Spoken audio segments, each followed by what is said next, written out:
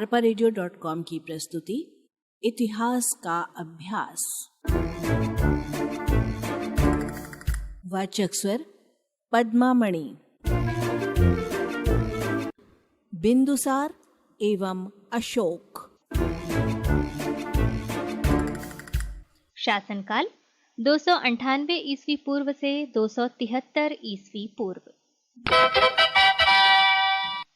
बिंदुसार मौर्य वंश के संस्थापक चंद्रगुप्त मौर्य का पुत्र था। वह 298 ईस्वी पूर्व चंद्रगुप्त मौर्य के पश्चात विशाल साम्राज्य का उत्तराधिकारी बना। पुराणों के अनुसार उसने लगभग 25 वर्षों तक शासन किया। उसने अमित्रघात की उपाधि धारण की, जिसका अर्थ होता है शत्रुओं का नाश करने वाला। बिंदुसार ने चंद्रगुप्त मौर्य से उत्तराधिकार में प्राप्त विशाल साम्राज्य को पूर्ण रूप से अक्षुण्य बनाए रखा। उसके शासनकाल में तक्षशिला में 2 बार विद्रोह हुआ। पहली बार के तक्षशिला विद्रोह दमन के लिए बिंदुसार ने अपने पुत्र अशोक को भेजा। तक्षशिला के द्वितीय विद्रोह को शांत करने के लिए बिंदुसार ने कुमार सुसीम को भेजा। बिंदुसार ने अन्य देशों के साथ शांति एवं मैत्रीपूर्ण संबंध स्थापित किए। यूनान के तत्कालीन शासक एंटियोकस ने बिंदुसार के दरबार में डायमेकस को अपना राजदूत बनाकर भेजा था। बिंदुसार विद्वानों और दार्शनिकों का सम्मान करता था। एथेनियस के अनुसार बिंदुसार ने एंटियोकस को एक यूनानी दार्शनिक भेजने के लिए लिखा था। बिंदुसार की मृत्यु 273 ईस्वी पूर्व में हुई। अशोक शासनकाल 273 ईस्वी पूर्व से 223 ईस्वी पूर्व। मौर्य सम्राट बिंदुसार की मृत्यु के पश्चात उसका पुत्र अशोक शासक बना। अशोक अपनी प्रशासनिक व्यवस्था, धर्म संरक्षण, हृदय की उदारता, प्रजा के प्रति उदारता, कल्याणकारी कार्यों, अपने आदर्शों के कारण महान सम्राट माना जाता है। निस्संदेह अशोक की महानता उसके विस्तृत साम्राज्य विस्तार में नहीं, बल्कि उसके चरित्र, सिद्धांतों एवं आदर्शों के कारण मानी जाती है। दीपवंश और महावंश में बिंदुसार की 16 रानियों एवं 101 पुत्रों का उल्लेख किया गया है। अशोकावदान के अनुसार अशोक की माता का नाम सुभद्रांगी था। बौद्ध साहित्य के अनुसार अशोक ने राजगद्दी प्राप्त करने के लिए अपने 99 भाइयों का वध किया था, लेकिन यह बात किंवदंती पर आधारित है, इसलिए गलत भी हो सकती है। बिंदुसार के समस्त पुत्रों में अशोक सबसे योग्य था। अशोक को सिंहासन प्राप्त करने के लिए अपने भाइयों के साथ 4 वर्ष तक संघर्ष करना पड़ा। अशोक का राज्याभिषेक 269 ईस्वी पूर्व हुआ। अशोक को उसके लेखों में प्रियदर्शी और देवनाम प्रिय कहा गया है। अशोक की कलिंग विजय। अशोक ने अपने राज्याभिषेक के 8वें वर्ष अर्थात ईसा पूर्व 261 में कलिंग में युद्ध लड़ा था। इस युद्ध में मौर्य शासक अशोक की विजय हुई। कलिंग और मगध के बीच हुए युद्ध में 1 लाख व्यक्ति मारे गए, 1.5 लाख व्यक्ति बंदी बनाए गए और कई लाख लोगों की घावों, भय और उपचार प्राप्त न होने के कारण मृत्यु हो गई।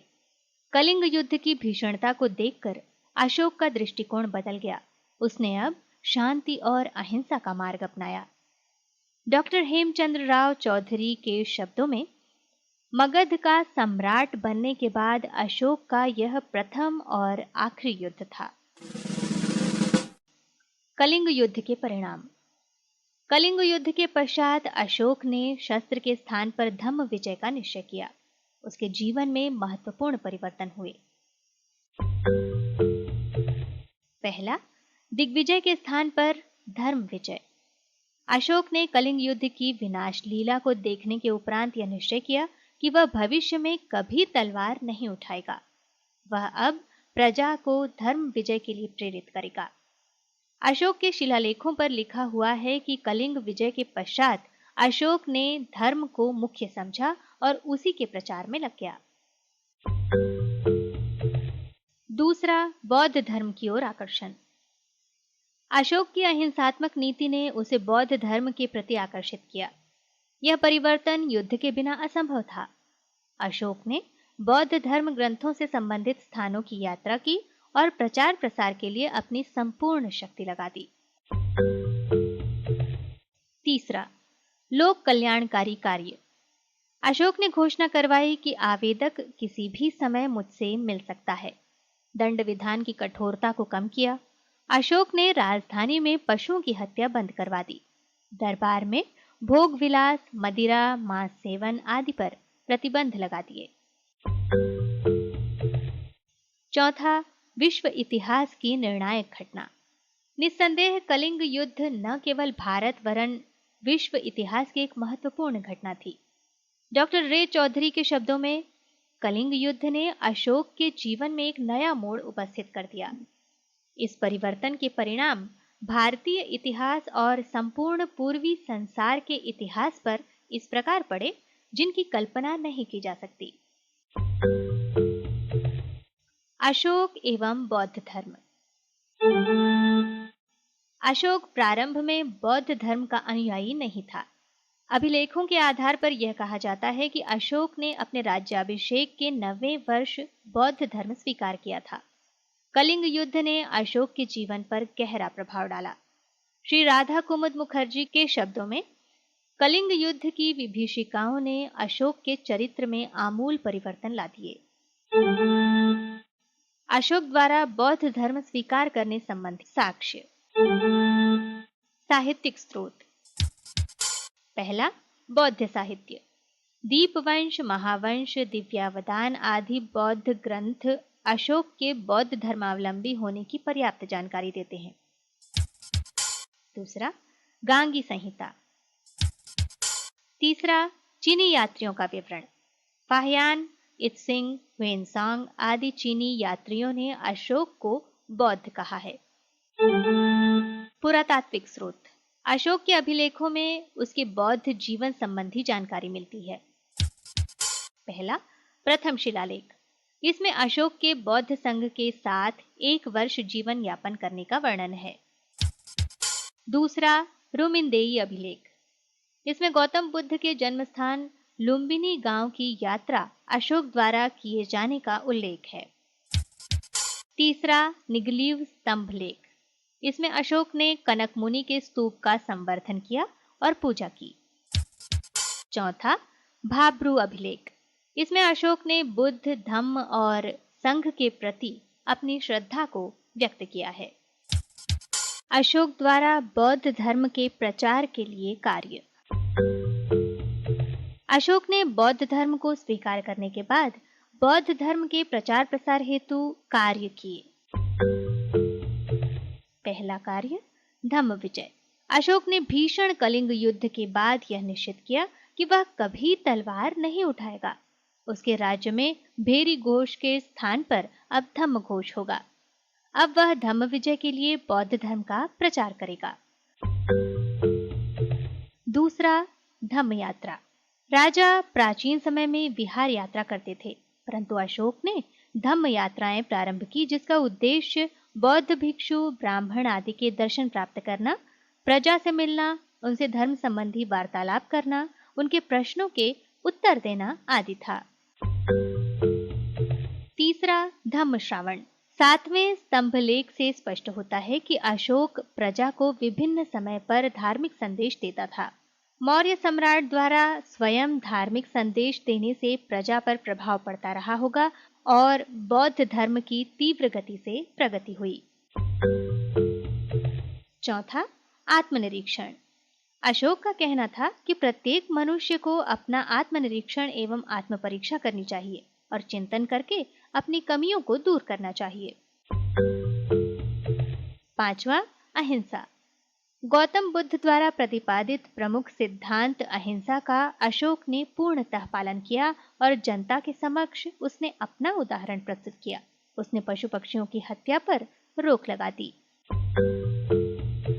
छठवां, धर्म अनुशासन की स्थापना। तीसरे शिलालेख से यह जानकारी मिलती है कि अशोक ने राजुकों, प्रादेशिकों को आज्ञा दी कि वे प्रति 5वें वर्ष राज्य में घूमें और प्रजा को धर्म उपदेश दें। सातवां, धर्म महामात्र की नियुक्ति। अपने 5वें शिलालेख में अशोक ने लिखा है, पहले धर्म महामात्र नियुक्त न थे, किंतु अभिषेक के 13वें वर्ष मैंने धर्म महामात्र नियुक्त किए। वे सब धर्मों के लिए नियुक्त हैं। 8वां बौद्ध संगीति का आयोजन। बौद्ध धर्म के व्यापक प्रचार प्रसार हेतु अशोक के राज्यकाल में तृतीय बौद्ध संगीति का आयोजन हुआ, जिसमें देश के प्रकांड विद्वानों, बौद्ध भिक्षुओं ने भाग लिया। यह बौद्ध संगीति पाटलिपुत्र में हुई थी। इस आयोजन से प्रजा को बौद्ध धर्म के संबंध में व्यापक ज्ञान प्राप्त हुआ। 9वां स्तूपों एवं विहारों का निर्माण। सम्राट अशोक ने गौतम के जीवन से संबंधित स्थानों जैसे लुम्बिनी, गया, सारनाथ आदि में स्तंभलेख, स्तूपों एवं विहारों का निर्माण कराया। 10वां अभिलेख। बौद्ध धर्म के सिद्धांतों एवं अपने आदेशों को अशोक ने शिलालेख एवं स्तंभलेख के माध्यम से प्रजा तक पहुंचाया। 11वां परोपकारी कार्य। प्रजा के कल्याण के लिए अशोक ने महत्वपूर्ण परोपकारी कार्य करवाए। 7वें स्तंभलेख में वह कहता है कि मैंने वटवृक्ष लगवाए जो पशुओं और मनुष्यों को छाया सुख दे, आम्रकुंज लगवाए, कुएं खुदवाए, धर्मशालाएं बनवाई और जलाशयों की स्थापना करवाई। 12वां विदेशों में धर्म प्रचार। मौर्य सम्राट अशोक ने धम्म विजय हेतु न केवल भारत वरन विदेशों में भी धर्म प्रचारक भेजे। उसने श्रीलंका में धर्म प्रचार हेतु अपनी पुत्री संघमित्रा एवं पुत्र महेंद्र को भेजा। अशोक का धम्म। अशोक का धम्म क्या है? यह एक जटिल प्रश्न है, क्योंकि अशोक के अभिलेखों में धम्म शब्द का कई बार प्रयोग हुआ है। धर्म का वास्तविक अर्थ क्या है, इस पर विद्वानों में मतभेद है। अशोक ने अपने दूसरे स्तंभ लेख में स्वयं से ही पूछा है कि कियम चु धम्मे, यानी धम्म क्या है। इस वाक्य का उत्तर देते हुए वह स्वयं कहता है कि अपासिनवे बहुथाने दया दाने सचे सोचये, अर्थात धम्म है अपासिनवे यानी बुरे कार्यों से बचना, बहुथाने यानी बहुकल्याण, दया यानी करुणा, दाने यानी उदारता, सचे यानी सत्यता, सोचये यानी पवित्रता। अशोक का धम्म 2 भागों में विभक्त था। पहला धम्म का व्यावहारिक रूप और दूसरा धम्म का निषेधात्मक रूप। व्यावहारिक रूप के बारे में अशोक का कहना था कि प्रत्येक व्यक्ति को इन कर्तव्यों का पालन करना चाहिए: अस्तित्ववान जीवों को कष्ट न पहुंचाना, जीव जंतु की हत्या न करना, सभी प्राणियों के प्रति आदर भाव रखना, माता पिता की सेवा करना, मित्रों, संबंधियों, परिचितों, ब्राह्मणों और श्रमणों के प्रति उदारतापूर्ण व्यवहार करना आदि। अब निषेधात्मक रूप की बात। अशोक के विचार में धम्म के मार्ग में अनेक बाधाएं आ जाती हैं जो व्यक्ति को धम्म उद्देश्य से दूर कर देती हैं। ऐसे दुर्गुण इस प्रकार हैं: चंडीय यानी उग्रता, निटुली यानी निष्ठुरता, क्रोध, मान, ईर्ष्या। इन विकारों को अशोक ने एक शब्द द्वारा व्यक्त किया है, वह शब्द है असिनव यानी पाप। इन पापों से प्रत्येक व्यक्ति को दूर रहना चाहिए। इन विकारों से छुटकारा पाने के लिए प्रयत्न करना चाहिए। धम्म का आचार मूलक तत्व। अशोक ने धर्मों के कर्मकांड का विरोध किया और धम्म के आचार मूलक तत्व को प्रधानता प्रदान की। धार्मिक सहिष्णुता। जो मनुष्य अपने धर्म का सम्मान करता है, उसे पूजता है और अन्य धर्मों की बुराई करता है, जो कि गलत कार्य है, अपने इस कार्य से वह अप्रत्यक्ष रूप से अपने धर्म की हानि करता है। प्रत्येक मनुष्य को वाक संयम के साथ जीवन यापन करना चाहिए। 12वें शिलालेख में कहा गया है, देवताओं का प्रिय प्रियदर्शी राजा सब धर्मों अथवा संप्रदायों, साधुओं और गृहस्थों को दान तथा अन्य पूजा से सम्मानित करता है। धम्म मंगल। अशोक के अनुसार मनुष्य को सदैव धम्म मंगल करना चाहिए। धम्म मंगल का अर्थ है गुरुजनों का सम्मान, समस्त जीवों के प्रति अहिंसा, दान और वेतन भोगी सेवकों से सही व्यवहार। धम्म समस्त प्राणी मात्र के लिए। अशोक ने अपने शासनकाल में अनेक लोक कल्याणकारी कार्य किए। छायादार वृक्ष लगवाए, कुएं खुदवाए, धर्मशालाएं बनवाई और औषधालय बनवाए। वह पहला शासक था जिसने पशु चिकित्सालय की स्थापना करवाई थी। और अब निष्कर्ष देखें। निस्संदेह अशोक का धम्म वर्तमान समय में हमारा मार्गदर्शन करता है, विशेषकर उसका धार्मिक सहिष्णुता का सिद्धांत। डॉक्टर विमल चंद पांडेय के शब्दों में, अशोक का धम्म मानव जगत के लिए ही नहीं वरन समस्त प्राणी मात्र के लिए था। सर्व प्राणियों के प्रति अहिंसा उसके धम्म का एक महत्वपूर्ण सिद्धांत था। अशोक का मूल्यांकन एवं अशोक की महानता के कारण। अशोक विश्व के महानतम सम्राटों में से एक था। अशोक को विश्व इतिहास में महत्वपूर्ण स्थान प्राप्त है। डॉक्टर मजूमदार के शब्दों में, अशोक भारत के इतिहास के सबसे महान व्यक्तियों में से एक था। उसने धम्म विजय को अपने साम्राज्य का आधार बनाया। और अब यदि अशोक की महानता के कारणों को देखें। पहला, आदर्शवादी सम्राट। अशोक की शासन व्यवस्था संकुचित विचारधारा से ऊपर उठकर आदर्शवादिता पर आधारित थी। उसने अपने राज्य की नींव सत्य, अहिंसा, प्रेम एवं उदारता के आधार पर रखी। अशोक ने प्रत्येक क्षेत्र जैसे धार्मिक, सामाजिक एवं राजनीतिक क्षेत्र में अपने महान आदर्शों का अनुसरण किया। दूसरा, महान शासक। अशोक मौर्य काल का महानतम शासक था। उसने कलिंग युद्ध के उपरांत उत्पन्न विभीषिका के दृश्यों को देखकर तलवार न उठाने का निश्चय किया तथा मानव कल्याण के लिए कार्य करना प्रारंभ किया। विश्व इतिहास में ऐसा उदाहरण कहीं नहीं मिला कि एक अत्यधिक शक्तिशाली सम्राट ने युद्ध का परित्याग करके विश्व कल्याण की भावना के आधार पर शासन किया हो। तीसरा, धार्मिक सहिष्णुता।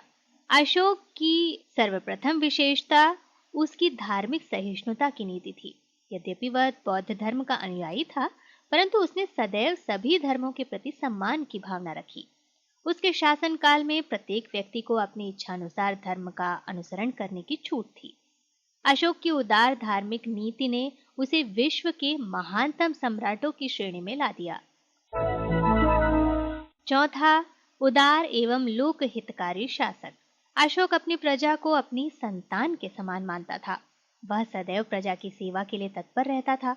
अशोक ने लिखा है, सभी जन यानी सारी प्रजा मेरी संतान है, इसलिए इस लोक और परलोक दोनों में उनके लिए सभी प्रकार के सुख समृद्धि के उपभोग की कामना करता हूँ। अशोक ने स्थान स्थान पर फलदार वृक्ष लगवाए, सड़कें बनवाई, कुएं खुदवाए, धर्मशालाओं का निर्माण कराया। अशोक के शासनकाल में कोई भी व्यक्ति कभी भी राजा से मिल सकता था। अशोक ने दंड विधान की कठोरता को भी कम किया। अशोक के लिए प्रजा का कल्याण ही सर्वोपरि था। पांचवा, राष्ट्रीय एकीकरण का कार्य। भारत का राजनीतिक एकीकरण चंद्रगुप्त मौर्य के प्रयासों का परिणाम था, परंतु इस विशाल साम्राज्य को अक्षुण्य बनाए रखना अशोक की महत्वपूर्ण उपलब्धि थी। संपूर्ण भारत को एक प्रजावत्सल आदर्शवादी सम्राट मिला, जिसने एक जैसी कानून व्यवस्था, एक ही भाषा पाली और महत्वपूर्ण सांस्कृतिक कार्य करके इस देश का राष्ट्रीय एकीकरण किया, अपने साम्राज्य और प्रजा में एक रूपता लाने का प्रयत्न किया। छठवां, महान विजेता। कश्मीर एवं कलिंग विजय के उपरांत अशोक ने युद्ध न करने का निश्चय किया। यद्यपि मौर्य सम्राट के पास एक विशाल सेना उपलब्ध थी, अशोक ने आदर्शवादी एवं कर्तव्यनिष्ठ शासक के रूप में अपने को प्रजा के सामने प्रस्तुत किया।